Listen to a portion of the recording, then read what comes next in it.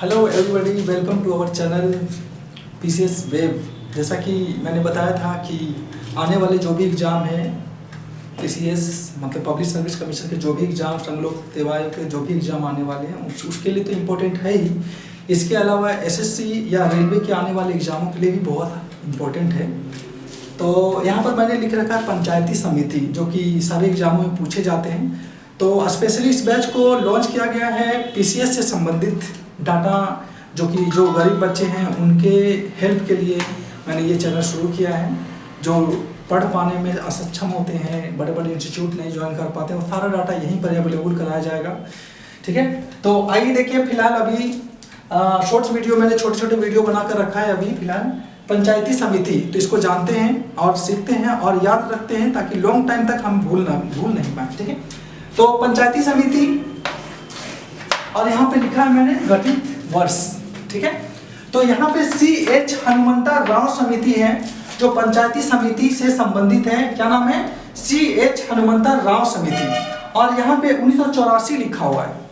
ये समिति का गठन कब हुआ था? 1984 में, जो एग्जाम में बार बार पूछे जाते हैं। ठीक है, तो यहाँ पे एक वर्ड है हनुमंता। ऐसा फील हो रहा है कि हनुमान नाम का वर्ड है हनुमंता।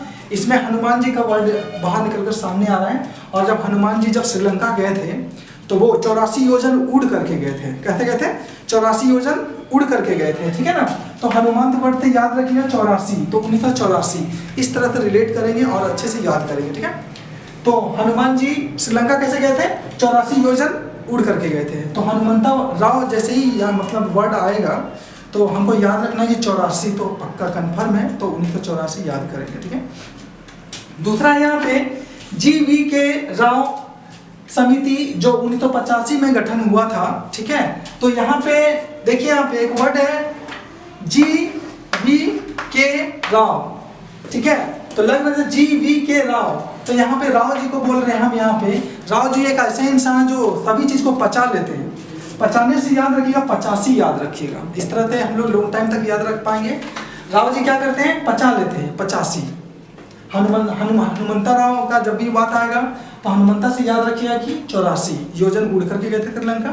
और दूसरा यहाँ पे GVK राव, यानी जीने के लिए राव जी क्या कर रहे हैं? कोई भी चीज पचा ले रहे हैं। ठीक है, यहाँ पे आते हैं अशोक मेहता समिति का गठन हुआ था 1978 में। ठीक है, तो यहाँ पे एक बहुत ही इंपॉर्टेंट वर्ड है अशोक।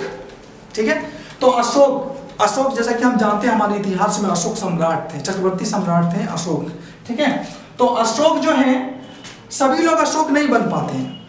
100 में से सिर्फ 7-8 लोग ही हैं जो अशोक बन पाते हैं। तो यहाँ पे याद रखिए 7-8। ठीक है, 78। आगे आते हैं LM सिंघवी, और इस समिति का गठन हुआ था 1986 में। तो यहाँ पे एक वर्ड है सिंघवी।